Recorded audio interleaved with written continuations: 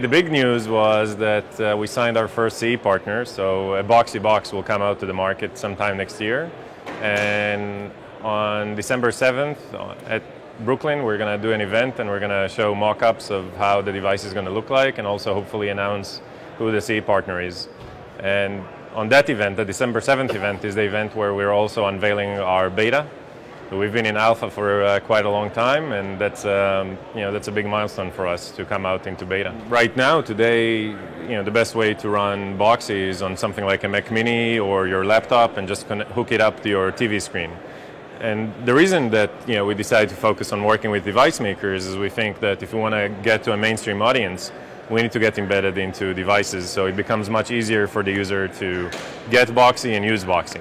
And that's a big focus for us in 2010. It's important to get Boxee onto embedded devices, so it's not just used on laptops and desktops, but also on connected TVs, connected Blu-ray players, game consoles, set-top boxes.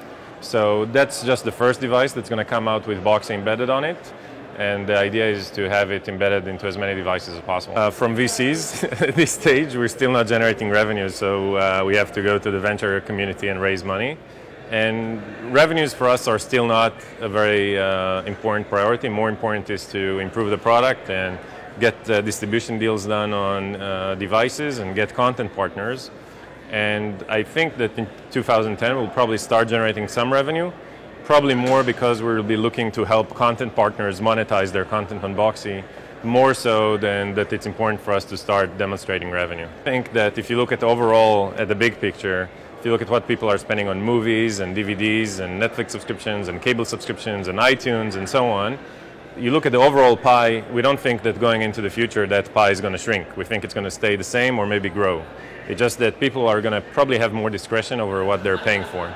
So what we'll try and do is, through the Boxee platform, make it easy for content owners to charge for their content in a variety of business models. So either have advertising, or charge a one-time fee, or charge a subscription fee, have authenticated services, the whole gamut. Yeah, sure. I mean, we would love to have Netflix streaming, MTV, CBS, NBC, Hulu. I mean, not everything is realistic, I guess, at the short term. But we have now about 300 different applications. We hope to see all those 300 come to the device as well.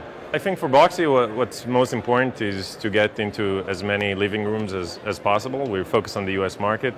Eventually, we'll grow internationally. And we're very excited about the future of a connected living room because we think everything changes.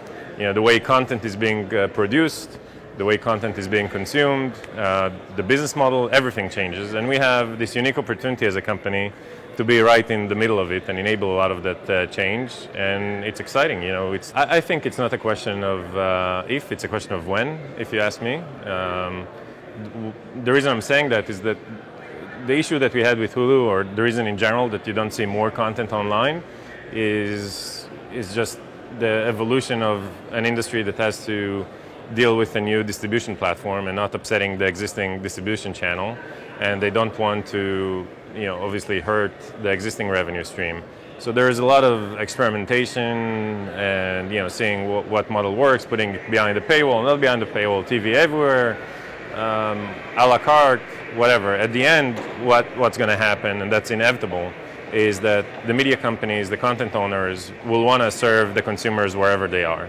And if there's many consumers on the internet, and there are, and it's just going to grow, and those consumers are willing to pay, those media companies are going to be there for them. And Hulu is a great service. They have great content and a great user experience. And to them, I guess it's to flip the switch if they want to be on TVs, and I'm sure they'll do that sooner or later. And when that happens, we hope that they'll be part of Boxee as well.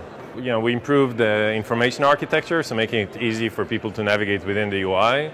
Also, users complain that they don't know where a certain show or a certain movie that is available on Boxee, where to find it. So we're providing one experience in which you can get all the TV shows that are accessible via Boxee and all the movies that are accessible via Boxee, and you can search them, and you can subscribe to stuff, and you can put it into your queue, and you can manage your queue, so it becomes much easier for you to take control over your content.